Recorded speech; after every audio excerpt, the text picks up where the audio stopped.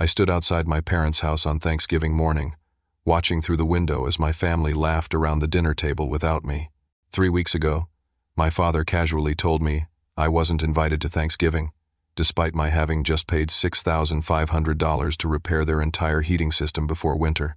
My father thought money meant nothing compared to family respect, but when I canceled the heating warranty and payment plan, leaving them with a broken furnace on the coldest Thanksgiving in 20 years, everything changed. 3 months before that frozen Thanksgiving morning, I was sitting in my office at the tech company where I work as a project manager when my phone buzzed with a text from my sister Emma. "You need to know what Tyler's doing," it read. Tyler, my younger brother by 4 years, had been running our family's HVAC business ever since our father Frank officially retired 2 years ago. Though retired was a loose term when it came to Frank.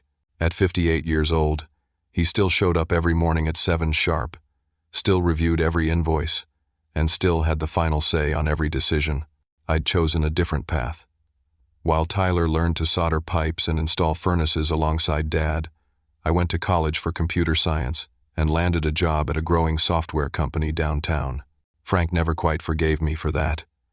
In his mind, I'd abandoned the family legacy, the business he'd built from nothing with his bare hands over 30 years. "What's Tyler doing now?" I texted Emma back. "Can't text it. Come by the hospital after your shift."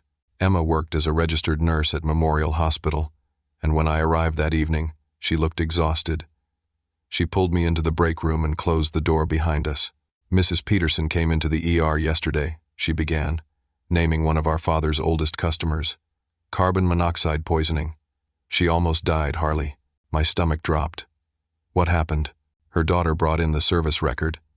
Tyler inspected their system 2 weeks ago and marked it as all clear. But the fire department found a major leak in the heat exchanger. Tyler either missed it or ignored it. I felt sick. This wasn't just about bad business. This was about people's lives. "Does Dad know?" Emma shook her head. "Mrs. Peterson doesn't want to make trouble. She's known Dad for 20 years. But Harley, I did some checking. This isn't the first complaint." She handed me her phone, showing screenshots from a local community Facebook group. 3 other families had posted about issues with Tyler's work. Overcharging was the common theme, but one mentioned their elderly father had complained about feeling dizzy for weeks after Tyler serviced their furnace. I knew I had to confront Tyler. The next morning, I drove to the family business, a modest warehouse with an attached office on the industrial side of town. Tyler's truck was the only vehicle in the lot. I found him in the office, feet up on Dad's old desk, scrolling through his phone. "We need to talk," I said. He barely looked up. "What brings the tech prince to the family dungeon?"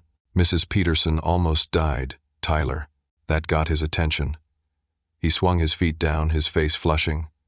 "That's not on me. Her system was ancient. You marked it as safe 2 weeks ago. I marked it as functional. There's a difference. Not when carbon monoxide is involved, and you know it." Tyler stood up, his 6'2" frame trying to intimidate me, though I had 2 inches on him. "You don't work here, remember? You chose your fancy computers over real work. This isn't about that. You're going to get someone killed. What I'm doing is keeping this business profitable while Dad refuses to raise prices. You have any idea what our margins look like? So you're overcharging to make up the difference?" His face went from red to purple. "You don't know anything about it. I know Mrs. Chen paid $800 for a $50 capacitor replacement. I know the Andersons were charged for a full system cleaning that took you 20 minutes. Tyler grabbed his jacket. "I'm done with this conversation." "We're not done. Dad needs to know." He paused at the door, turning back with a smirk that reminded me why we'd never been close. "Go ahead. Tell him. See who he believes." I should have known how it would go. That evening, I sat in my parents' living room, trying to explain the situation to Frank, while my mother Susan quietly knitted in her chair. Tyler had beaten me there and was standing by the fireplace, arms crossed. "Your brother tells me you've been spreading lies about our service quality," Frank said before I could even finish. "I'm not spreading anything. I'm trying to protect the business, and more importantly, protect our customers." Frank's jaw tightened. "Tyler's been handling things just fine. Business is good. Business is good because he's overcharging people who trust us." "That's enough." Frank's voice boomed through the room. Susan's knitting needles stopped clicking. "Tyler's here every day, learning, growing the business. You show up after months of absence and want to tear him down? I see what this is about." "What's it about, Dad?" "Jealousy. You made your choice to leave, and now you can't stand that Tyler's succeeding where you walked away." I looked at my mother, hoping for some support, but she kept her eyes on her knitting. Emma, who'd been standing in the doorway, tried to speak up. "Dad, maybe we should look into this more carefully." Frank waved her off. "There's nothing to look into. Tyler's doing what needs to be done, and Harley needs to accept that he's no longer part of this business." Tyler's smirk widened. "Dad's right. You're an outsider now, Harley. You've been gone so long you don't understand how things work anymore." Frank nodded approvingly at Tyler, then turned back to me with cold eyes. "I've been grooming Tyler to take over completely. He understands loyalty. He understands family. You chose Silicon Valley dreams over steel and sweat. That was your decision." The words hit harder than any physical blow could have. I stood up, looking around the room at my family. Tyler, triumphant. Frank, dismissive. Susan, silent as always. Only Emma met my eyes with sympathy. "Fine," I said quietly. "But when someone gets seriously hurt, remember this conversation." As I left that night, I heard Frank say to Tyler, "Don't worry about your brother. He's forgotten what real work means." I sat in my car for a long moment, hands gripping the steering wheel. My father had chosen his side without even investigating. Tyler had won simply by being there, by staying in the family business, by being the son Frank always wanted me to be. But I knew the truth, and someday, somehow, it would come out. October arrived with a vengeance that year. The weather forecast called for the earliest freeze in 40 years, with temperatures expected to drop into the 20s by mid-month. I was reviewing project timelines at my office when Emma called. Mom just texted me. Their heating system died completely. It was October 15th, and the temperature was already dropping into the 30s at night. I knew their boiler was ancient, a cast-iron beast from 1995 that should have been replaced a decade ago. Frank had always insisted it had good bones and just needed proper maintenance. "Tyler's on it," Emma continued, "but Mom sounds worried." By that evening, worried had turned to panicked. I got a call from Susan, which was rare. My mother usually communicated through Frank or group texts. "Harley, could you come by? Just for a few minutes?" When I arrived, I found chaos. The basement had an inch of water on the floor, and the house was freezing. Frank was red-faced, yelling at Tyler, who was soaking wet and frantically trying to explain something about pressure valves. Susan stood on the stairs, wrapped in a thick cardigan, looking older than I'd ever seen her. "What happened?" I asked. Tyler glared at me. "Nothing I can't handle." Frank turned to me. "Your brother's fixing it. We don't need your help." I looked at the flooded basement, the disconnected pipes, and Tyler's lost expression. "The main valve is off?" "Of course it is," Tyler snapped. I walked over to examine the old boiler. The heat exchanger had finally cracked, and Tyler's attempt to patch it had caused a pressure buildup that blew out several connections. This wasn't fixable. They needed a completely new system. "It's dead," I said simply. "You need a full replacement." Frank's face darkened. "We'll get a second opinion." "From who?" "You won't hire Brennan Heating, and they're the only other licensed contractor in 50 miles. Frank wouldn't meet my eyes. Brennan Heating was his biggest competitor, and he'd rather freeze than give them business. "I can fix it," Tyler insisted. But even he didn't sound convinced. That night, the temperature dropped to 28 degrees. Susan called me at 11, crying. They were sleeping in the living room near the fireplace, but the rest of the house was freezing. Their pipes were at risk of bursting. I made a decision. The next morning I called Marcus, one of my best friends who ran a small HVAC company 2 towns over. Frank didn't consider him competition since he was outside our market area. "I need a complete heating system installation, and I need it fast," I explained. Marcus quoted me $9,500 for a high-efficiency system installed. I negotiated it down to $7,500, with my promise to pay up front and help with the installation. "Family emergency?" Marcus asked. "Something like that." I drove to my parents' house that afternoon with Marcus and his crew. Frank was at a doctor's appointment, and Tyler was mysteriously absent. Susan let us in, relief flooding her face. "Harley, we can't afford this right now," she whispered. "It's handled, Mom. Don't worry about it." We worked for 14 hours straight. I took a vacation day and spent it in my parents' basement, helping Marcus install the new high-efficiency boiler, updating the thermostat to a digital system, and replacing corroded pipes. By 10 that night, warm air was flowing through the vents again. Frank came home during the final testing. He stood at the basement door, watching silently as Marcus explained the new system's features to Susan. "Who authorized this?" Frank finally asked. "I did," I said, wiping sweat from my forehead. "Your heating system was beyond repair, and you were going to lose your water pipes if we didn't act fast." "How much?" "It's paid for." Frank's eyes narrowed. "How much, Harley?" $6,500 after all the discounts," Marcus said, trying to help. "Harley paid cash up front. You got a hell of a deal, Mr. Morrison. This is a $12,000 system retail." I saw Frank's jaw clench. Pride and necessity warred on his face. Finally, necessity won. "We'll pay you back," he said stiffly. "No need," I replied. "Consider it an early Christmas gift." That evening, Susan cooked my favorite dinner, pot roast with all the fixings. For a brief moment, it felt like we were a real family again.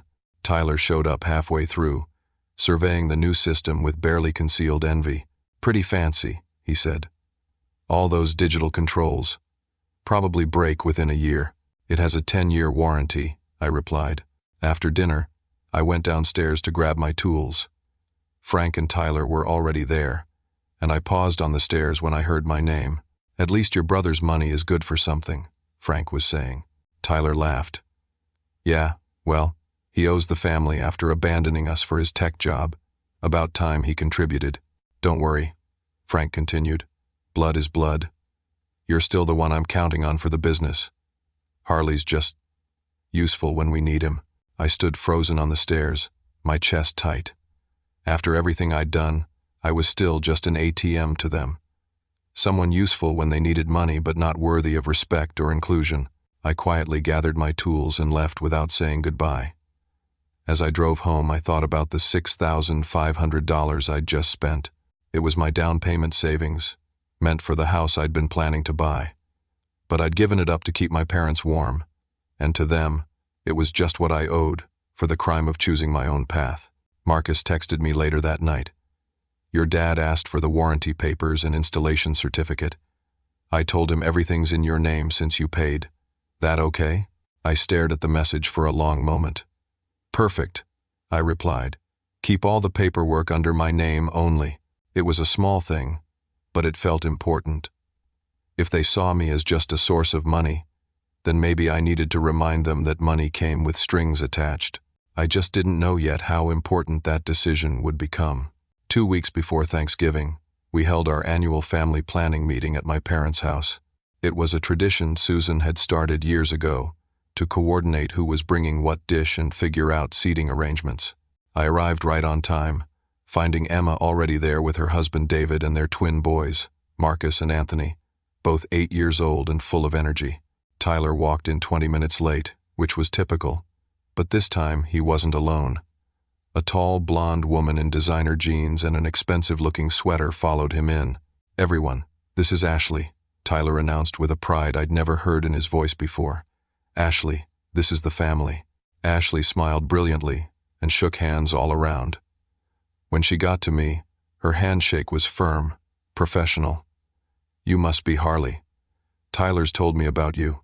"All good things, I'm sure," I said, noting Tyler's smirk. We settled around the dining room table, Susan passing out her traditional planning sheets. She loved these moments, organizing family gatherings with the precision of a military operation. "So, Ashley will be joining us this year," Tyler said, his arm around her shoulders.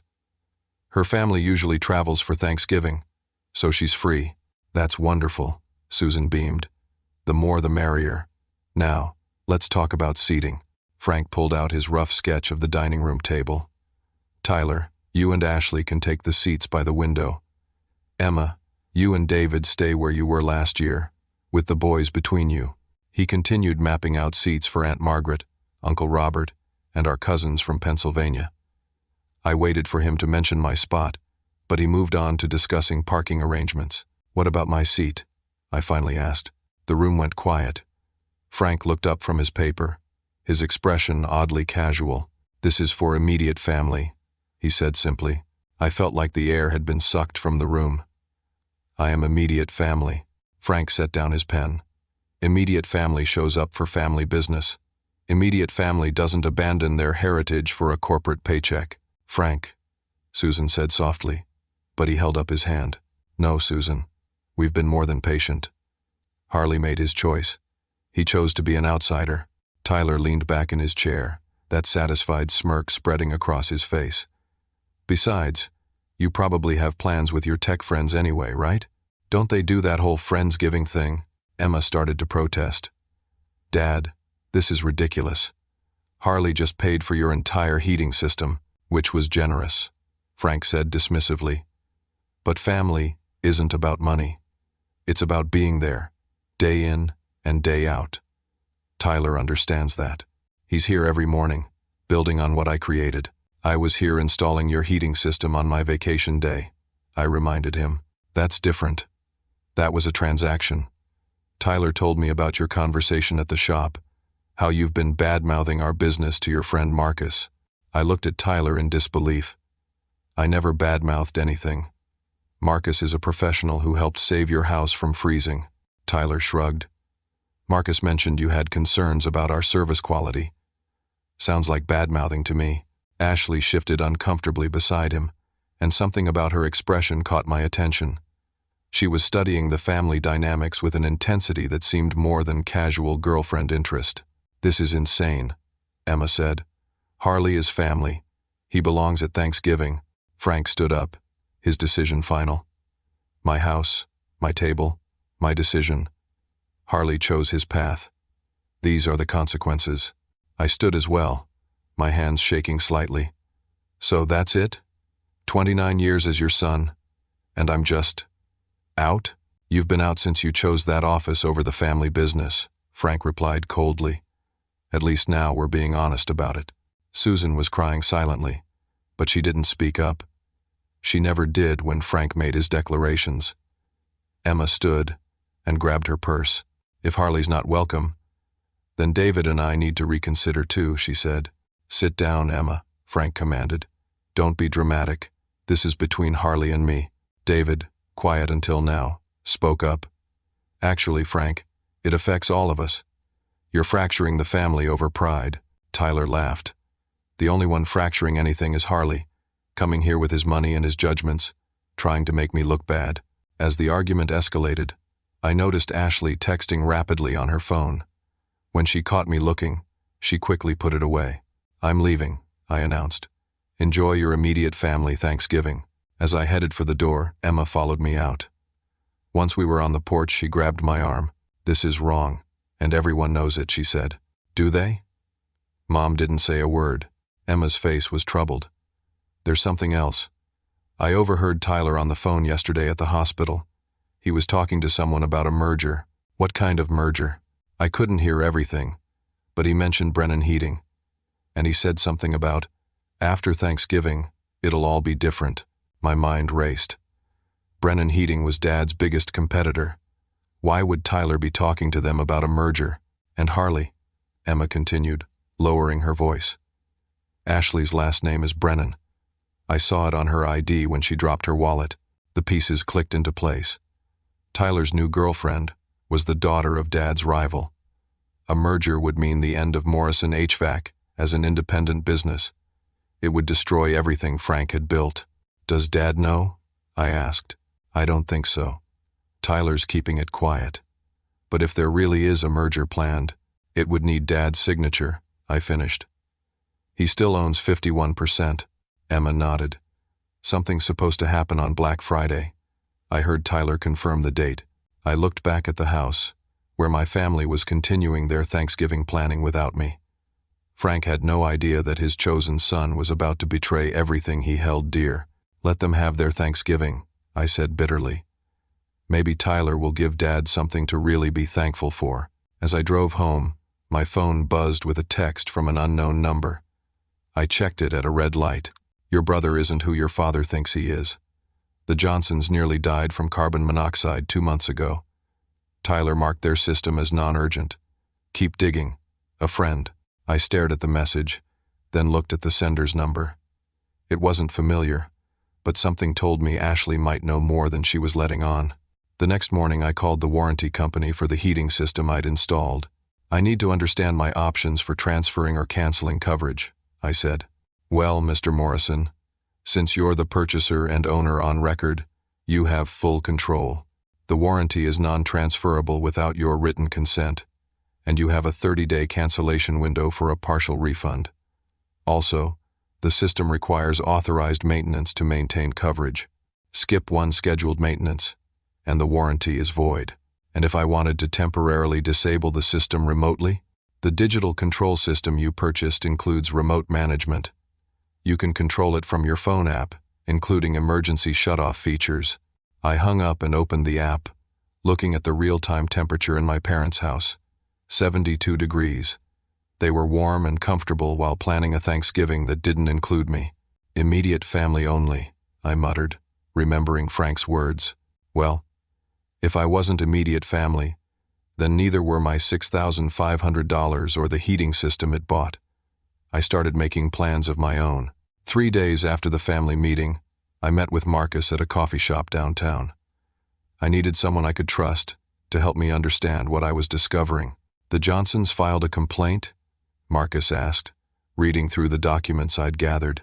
Nearly died from carbon monoxide poisoning. Tyler inspected their system 7 weeks ago and marked the leak as non-urgent. They ended up in the emergency room. Marcus whistled low. That's criminal negligence. There's more.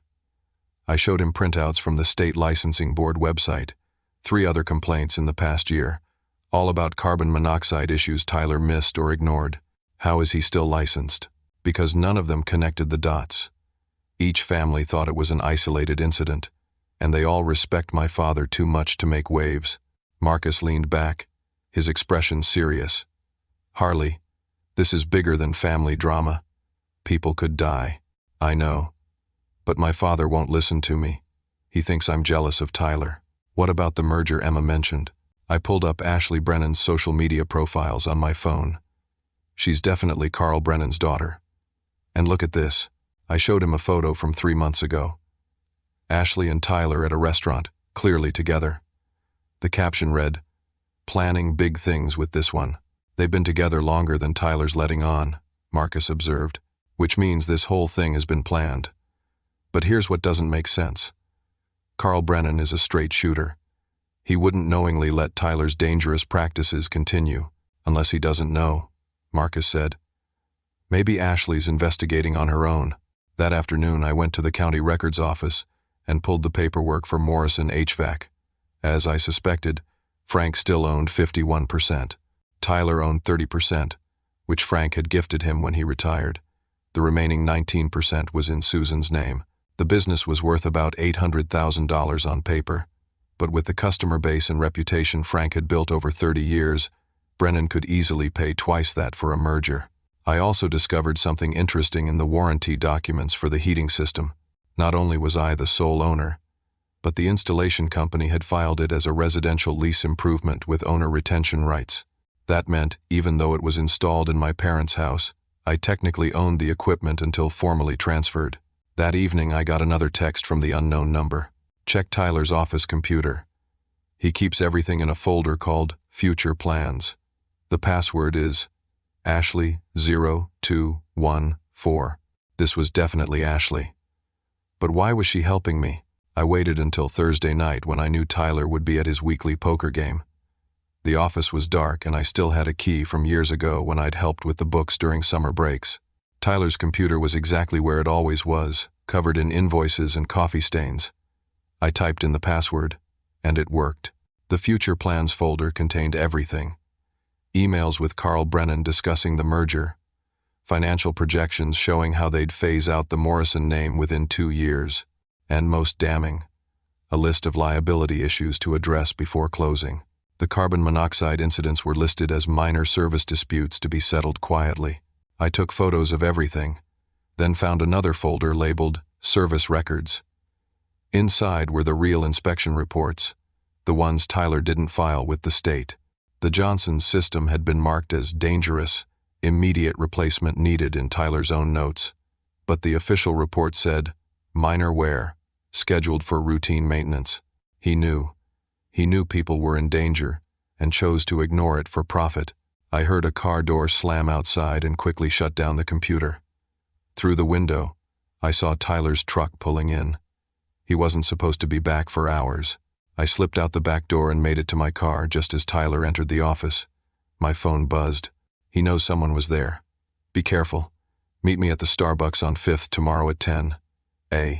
The next morning, Ashley Brennan sat across from me at Starbucks, looking nothing like the bubbly girlfriend from the family meeting.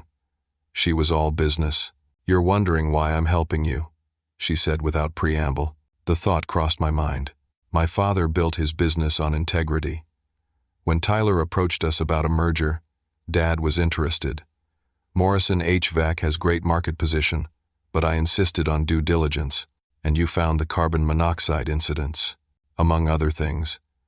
Your brother has been skimming from your father for 2 years, overcharging customers, pocketing the difference. But the safety violations are what concern me most, so why not just tell your father and walk away? Ashley stirred her coffee thoughtfully. Because my father respects Frank too much to destroy him with the truth about Tyler, and because I believe people deserve consequences for their actions. Tyler needs to be exposed, but in a way that doesn't destroy your father's legacy. Frank won't listen to me. He's already chosen Tyler. Then maybe he needs to see Tyler's true nature for himself. The merger papers require Frank's signature. Tyler's planning to get it at Thanksgiving dinner.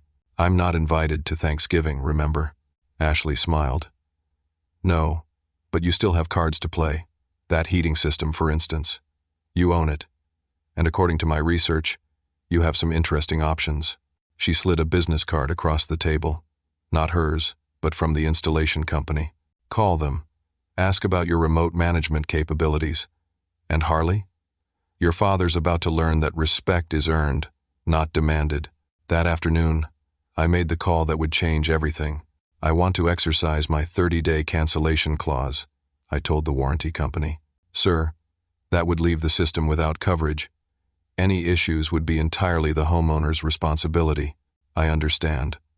Also, I want to schedule a system removal for the day after Thanksgiving. Removal? Sir, that's quite unusual. The installation was done under a lease improvement clause. I retain ownership until transfer. Since the homeowners have indicated they don't want my involvement, I'm exercising my rights. There was a pause. Technically, yes, you have that right. But removing a heating system in November in Minnesota seems extreme. Please schedule it. Also, I need information on the remote management system.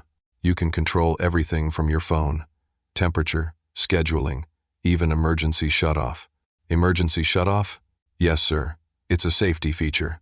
You can completely disable the system remotely if there's a gas leak or other emergency. I hung up and looked at the app on my phone. With a few taps, I could control the very warmth of my parents' house. The irony wasn't lost on me.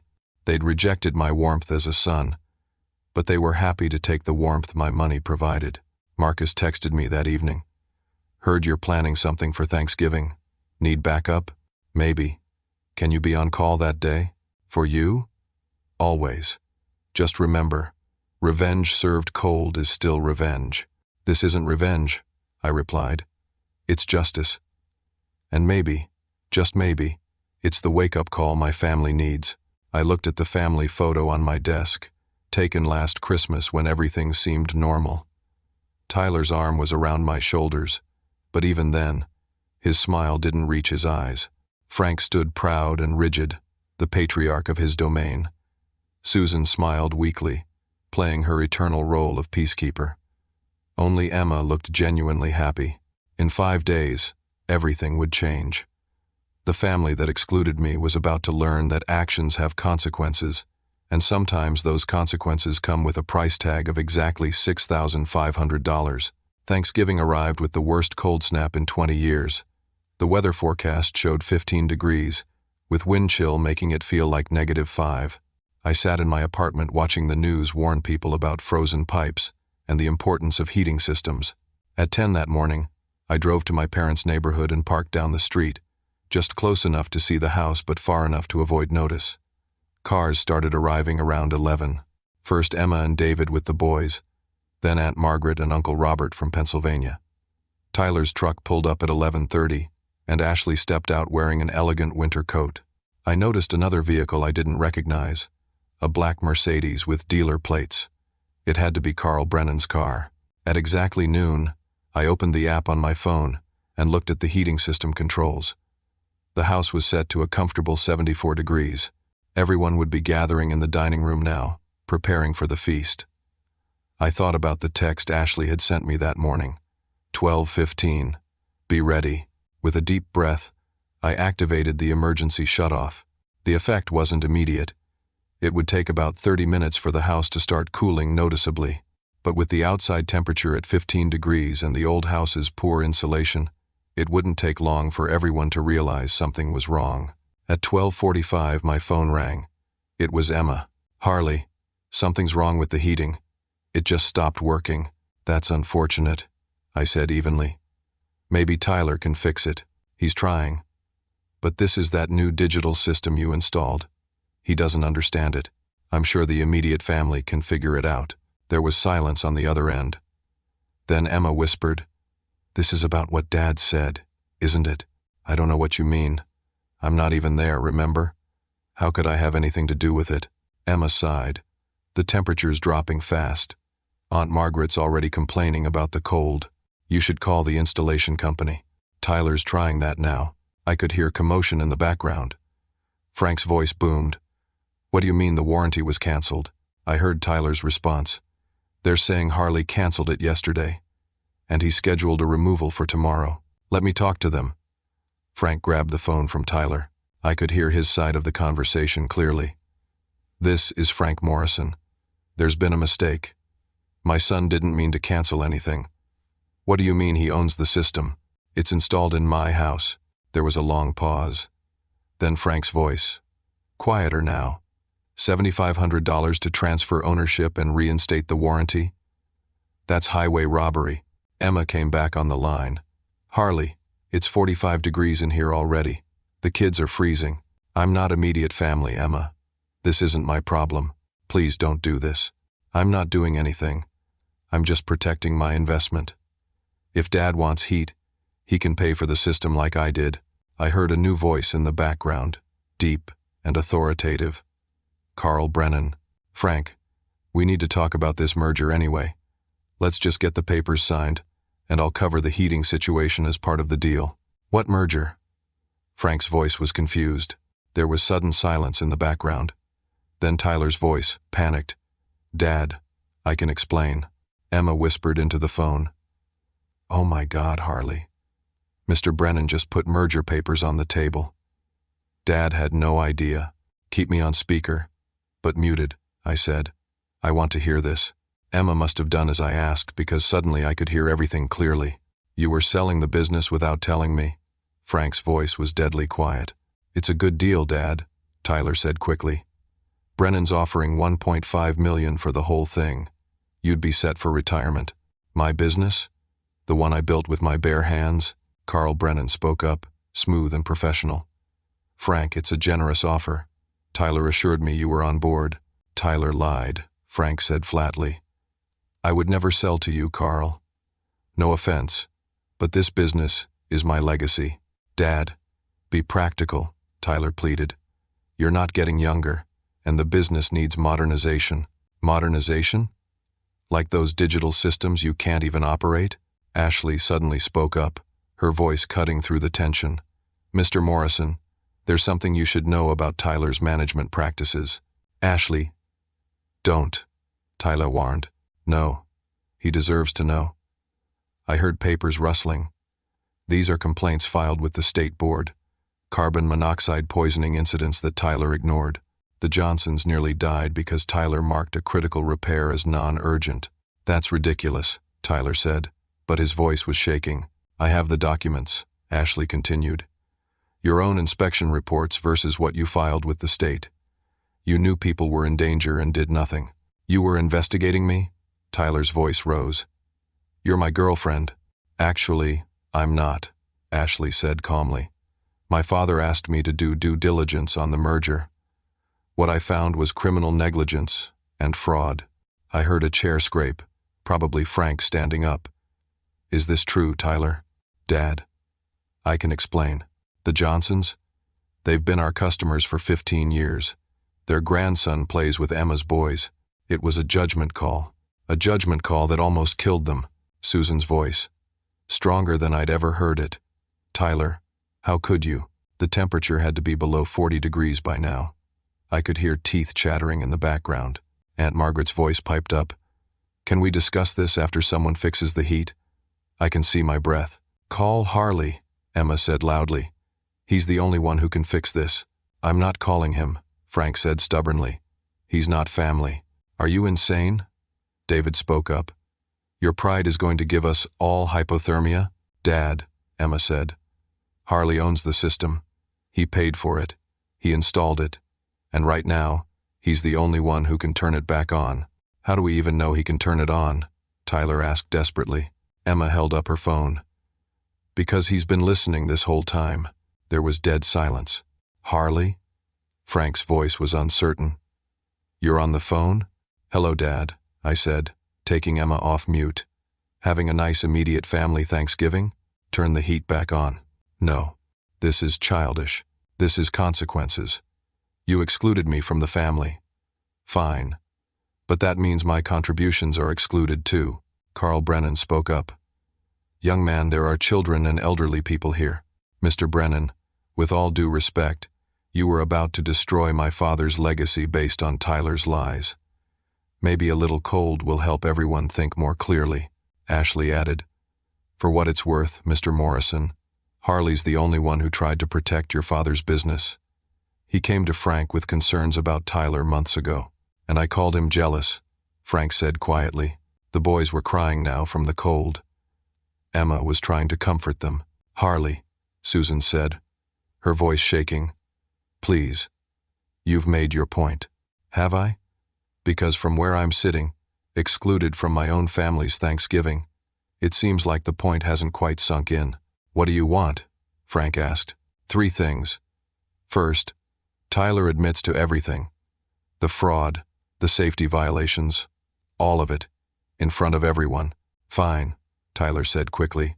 I did it. I cut corners, I overcharged. I ignored safety issues. Second, Tyler faces the consequences. Real consequences. Report to the board, lose his license, make it right with every family he endangered. That'll ruin me. You almost killed people, Tyler. You're lucky criminal charges aren't being filed. Agreed, Frank said quietly. What's the third thing? Acknowledge me as your son. Not just when you need money or help, but always. I'm either family all the time or not at all. There was a long pause. I could hear the wind howling outside their house, probably making the temperature drop even faster. Finally, Frank's voice, broken and small. I'm sorry, son. You're my son. You've always been my son. I let my pride and stubbornness blind me to what really mattered. Dad's having chest pains, Emma suddenly yelled. The stress and cold, it's too much. My hand flew to my phone, immediately reversing the shutoff. Heat's coming back on. Marcus is 5 minutes away with his emergency crew. Call him now. I was already in my car, speeding toward the house. The 3-minute drive felt like 3 hours. I burst through the front door to find chaos. Frank was slumped in a dining room chair, his face gray and sweaty despite the cold. Susan knelt beside him, holding his hand. The temperature inside couldn't have been more than 35 degrees, and everyone was huddled in coats and blankets that Emma had pulled from the closet.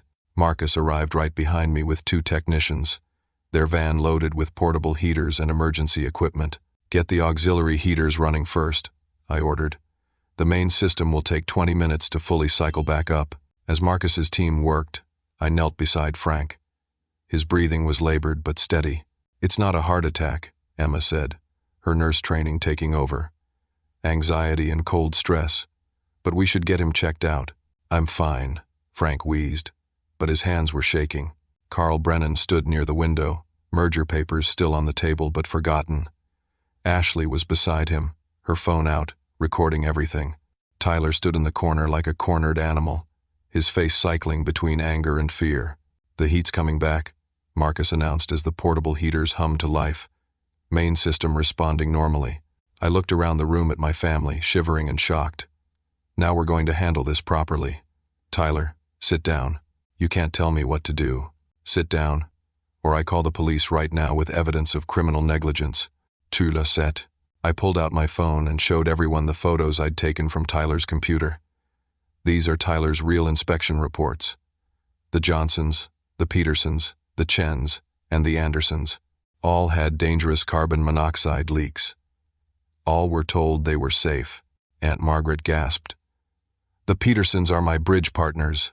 Mrs. Peterson almost died, Emma added. I treated her in the ER. I turned to Carl Brennan.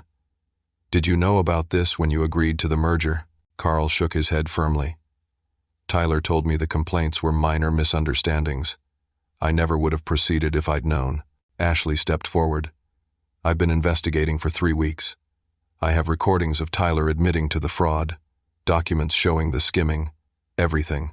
You recorded me? Tyler stood up, enraged. That's illegal. Minnesota is a one-party consent state, Ashley replied coolly. And I was protecting both our families from liability. Frank finally spoke, his voice stronger as the room warmed. Tyler, how could you do this?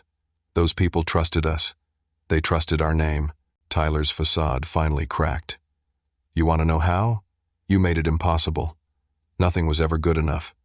Harley leaves, and suddenly, he's the bad son. I stay. Work myself to death, and you still compare me to him. Harley would have caught that. Or, Harley always double-checked the readings. I was never going to be good enough, so why try? So you endangered people's lives out of spite? Susan's voice was ice-cold. I was trying to make the business profitable. Dad refuses to raise prices, refuses to modernize. We were bleeding money. We were doing fine, Frank said. No, we weren't, Tyler shouted. I've been covering shortfalls with my own money for a year. Why do you think I started overcharging? To keep us afloat. I looked at Ashley. She shook her head slightly. The books I'd seen didn't support Tyler's claim. Show me the books, I demanded. Tyler hesitated. They're at the office. No, they're on your laptop in your truck. You showed them to Carl last week. Ashley's revelation made Tyler pale. Get them, Frank ordered. Tyler reluctantly retrieved his laptop. As I reviewed the financials, the truth became clear. The business was actually doing well, showing steady profits. But there was a pattern of withdrawals, all going to a separate account. You've been stealing, I said simply. $40,000 over 2 years. That's my salary. Your salary is $35,000 a year, clearly documented. This is theft. The room erupted. Uncle Robert, a retired prosecutor, started talking about charges. Aunt Margaret was scandalized. The boys were scared and clinging to Emma. Enough. Frank stood, wobbling slightly but determined.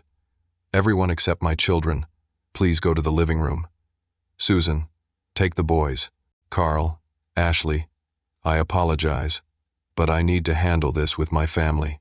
People slowly filed out, leaving just Frank, Susan, Tyler, Emma, and me in the dining room. The temperature was nearly back to normal, but the chill between us remained. Frank looked old, older than I'd ever seen him. Tyler, you're going to make this right. Every family you endangered, every dollar you stole. I don't have the money. Then you'll work it off. You'll close the business properly, transfer the good customers to Carl with full disclosure, and work for him at minimum wage until the debt is paid. That'll take years. Then it takes years. Tyler turned to me, desperate. You did this. You ruined everything. No, Frank said firmly. You did this. Harley tried to warn me months ago, and I called him jealous. He paid thousands to keep us warm, and I excluded him from Thanksgiving. The only thing Harley did wrong was not pushing harder to make me see the truth.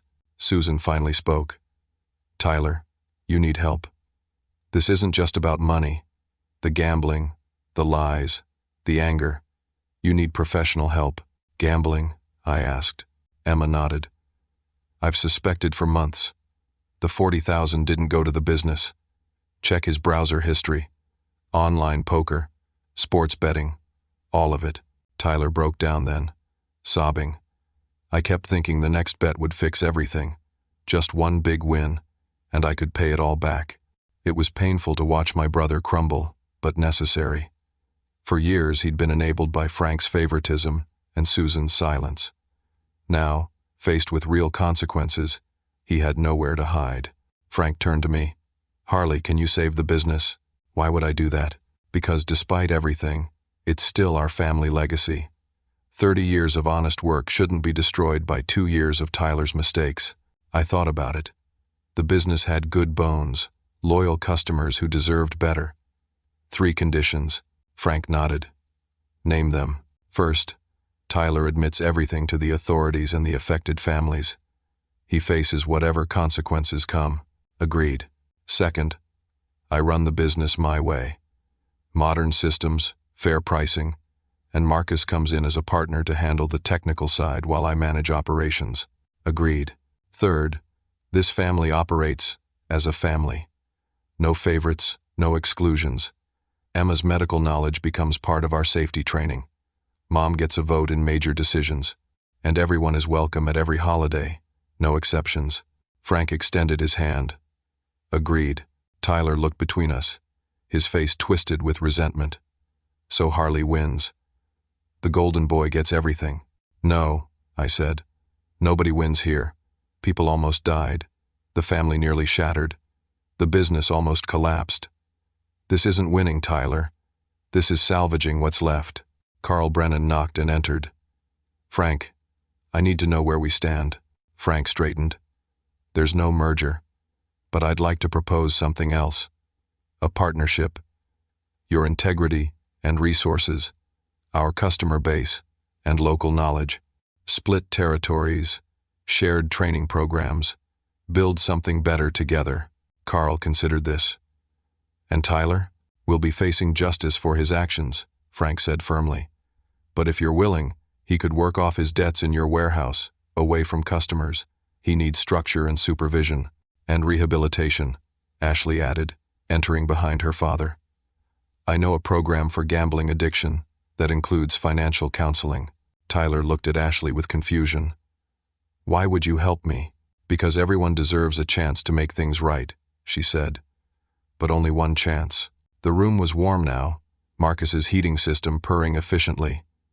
The family that had been fractured was slowly, carefully, beginning to piece itself back together. It's 3 o'clock, Susan said softly. The turkey's cold, but we could reheat everything. I should go, I said, but Frank grabbed my arm. You're staying for dinner. Your family. Real family, Emma smiled. Besides, someone needs to explain to Aunt Margaret why her nephew was conducting corporate espionage from the basement. Even Tyler managed a weak laugh at that. As we moved toward the kitchen to salvage Thanksgiving dinner, Frank pulled me aside. That shutoff wasn't random, was it? You could control it the whole time. The app has full remote access. Frank shook his head. You could have left us freezing. Could have let me collapse. Could have destroyed everything out of revenge. That's not who I am, Dad. That's never been who I am. I just needed you to see me. I see you, son. I see you. By 4 o'clock, we were all seated around the dining table, eating reheated turkey and lukewarm mashed potatoes.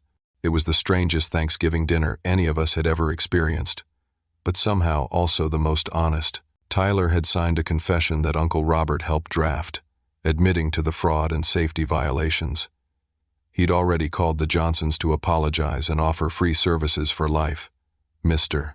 Johnson, being the good man he was, said he was just grateful everyone was okay and that Tyler was getting help. The next morning, Black Friday, instead of shopping, we were at the Morrison HVAC office. Carl Brennan, Marcus, Frank, and I worked out the partnership agreement. Tyler was there too, cleaning out his desk under Ashley's supervision. She'd volunteered to be his accountability partner in the recovery program, saying everyone deserved a chance at redemption if they were genuinely willing to change. Over the following weeks, the transformation was remarkable. Marcus and I modernized the entire operation, implementing digital tracking systems and safety protocols that exceeded state requirements. We personally visited every customer Tyler had serviced in the past year, offering free inspections and repairs where needed. The Petersons were particularly gracious. Mrs. Peterson, now fully recovered, actually hugged me when we installed a new carbon monoxide detection system in her home at no charge. "Your father raised a good boy," she said, not knowing the irony of her words. Tyler started working in Carl Brennan's warehouse 3 weeks after Thanksgiving. The gambling addiction program required him to turn over his finances to a counselor for the first year. It was humbling for him, going from running a business to loading trucks, but I saw something in his eyes I hadn't seen before. Relief. The weight of his lies had been crushing him. And now, even with the consequences, he seemed lighter. Emma took charge of creating a new safety training program for all technicians. Her medical background gave her unique insights into the health impacts of poor HVAC maintenance. She even got the hospital to partner with us on a community education program about carbon monoxide dangers. Susan found her voice in all of this. After years of silent enabling, she became the most vocal advocate for change. She took over the books, implementing transparency measures that would have prevented Tyler's theft. She also started a coffee and conversation hour every Wednesday, where customers could come discuss their concerns directly. Frank's transformation was the most profound. The man who'd ruled with iron authority became collaborative, asking for input and actually listening. He shadowed Marcus on service calls, learning the new digital systems with the eagerness of an apprentice. One afternoon, I found him reading my old college textbooks on business management. "Never too old to learn," he said, almost sheepishly. 3 months after that cold Thanksgiving, we held a grand reopening for Morrison HVAC, now Morrison Brennan Marcus Heating and Cooling. The entire community came out. The Johnsons brought cookies. The Chens delivered a banner reading integrity in every installation. Even the fire department showed up to demonstrate proper carbon monoxide detection. Tyler attended, wearing his warehouse uniform. He was different now, quieter but more genuine. He approached me during the event. "I hated you for so long," he said simply. "You had the courage to leave, to be something different.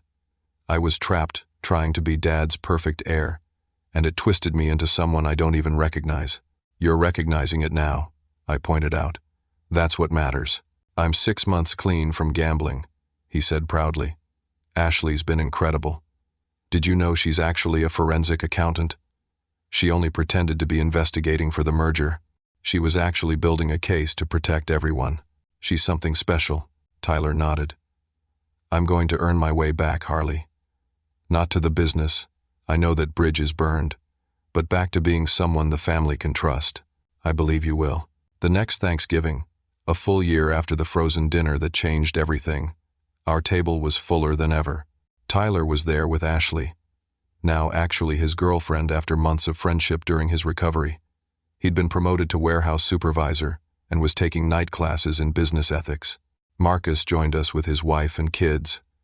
Carl Brennan and his wife came too, bringing their famous cornbread stuffing.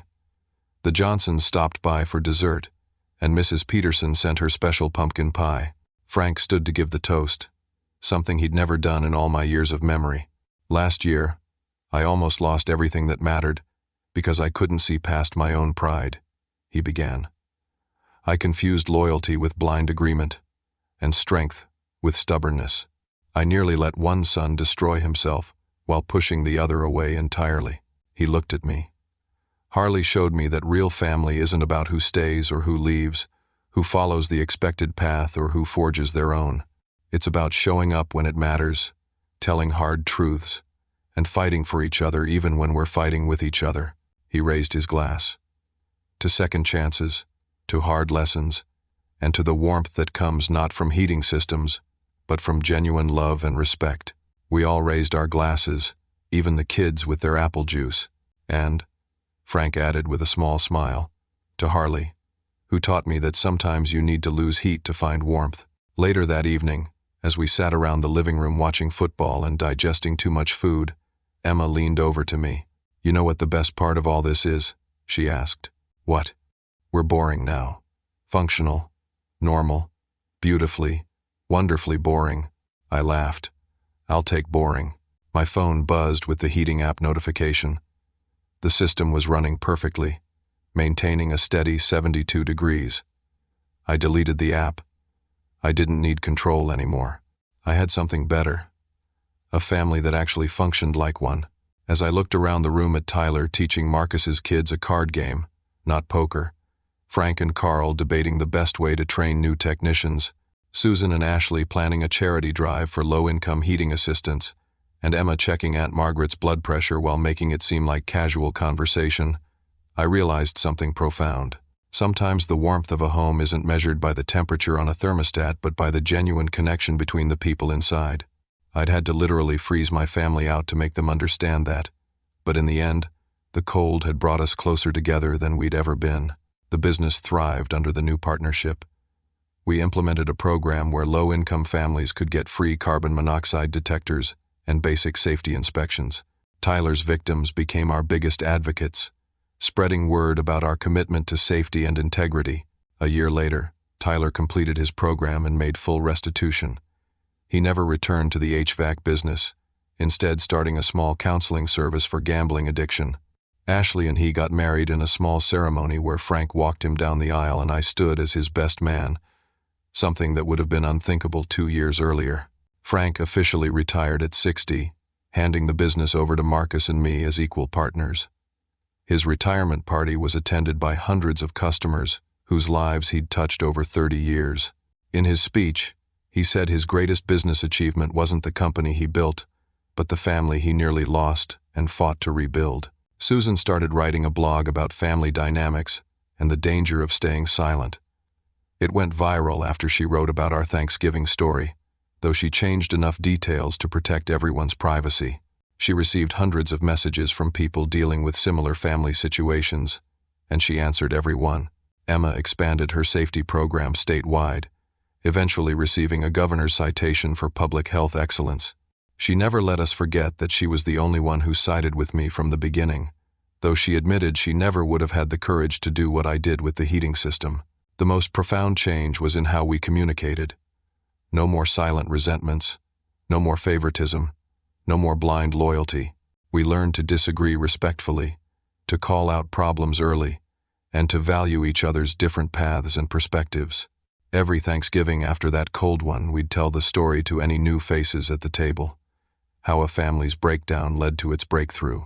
How $6,500 worth of heating equipment became the catalyst for priceless change. How sometimes you have to risk losing everything to gain what really matters. And every year, without fail, Frank would end the story the same way. The heat that matters most doesn't come from any system you can install. It comes from the warmth of knowing you're valued, heard, and loved for exactly who you are, not who someone else needs you to be. Looking back, that Thanksgiving when I was banned from the table became the one I'm most grateful for. Not because of the pain it caused, but because of the truth it revealed and the healing it eventually brought. Sometimes the best gifts come wrapped in the coldest packages, and sometimes the warmth you've been seeking was never about the temperature in the room but about the acceptance in the hearts of those around you. Our family learned that lesson at 15 degrees, and we've never forgotten it. What would you have done in my situation? Would you have had the courage to stand up to your family, even if it meant risking everything? Have you ever had to choose between keeping the peace and demanding the respect you deserve? I'd love to hear your stories in the comments below. If this story resonated with you, please consider giving it a like and subscribing to hear more stories about families finding their way back to each other, even when the path seems impossible. Share this with someone who might need to hear that standing up for yourself isn't selfish, it's necessary. Thank you for joining me on this journey through one of the coldest yet ultimately warmest Thanksgivings of my life. Remember, you deserve a seat at every table where love should live, and never let anyone convince you otherwise. Until next time, stay warm in all the ways that truly matter.